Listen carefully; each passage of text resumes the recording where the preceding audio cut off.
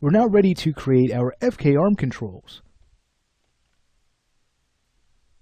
Alright, so let's go ahead and begin by grabbing one of the FK controls we have on the character's leg. Let's say we go ahead and grab this one connected to the left thigh, and we'll go ahead and clone that. We can rename it from here.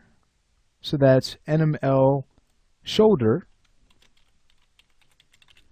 FK01. Alright, we'll now go ahead and move this over to the side. Let's go ahead and grab our move tool.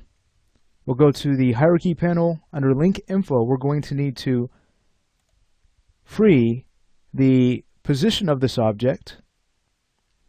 If you had any plans to resize this, it might be a good idea to unlock scale as well, because we'll probably have to resize this on the shoulder and forearm, maybe not the wrist, but we'll prepare for that. Alright, we'll now go ahead and unlink this object. Let's start moving it over.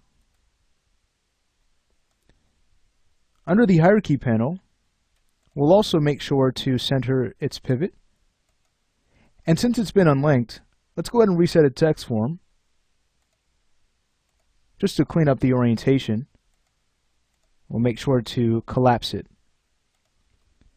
Alright, so here we're going to have this quick aligned to the character's shoulder. And it might be a good idea to just keep the control here but resize it so it's easy to select. So we could always press F3 to go back to shaded mode. And now we can start to increase the scale. Much better. I almost like the idea of having it point the other way. So we can do that. We can simply grab our rotate tool, press A to enter angle snap, and we'll just go ahead and rotate it around 180 degrees. Alright, so I think that's going to work out just fine for our shoulder control. We're not going to work on linking just yet, we're just building our controls. So let's say we now go ahead and bring this over to the forearm and also the wrist. So I'll just simply go ahead and clone this object. We'll name this one NML forearm FK01. Let's go ahead and quick align this to the forearm. Let's take a look at its scale. I'll go ahead and press F3 again. You might want to shrink this down a little bit. We can start to have the shape taper, so when we get to the wrist, it'll be a little bit smaller. Okay, I think that's going to work. So again, we'll go ahead and clone this.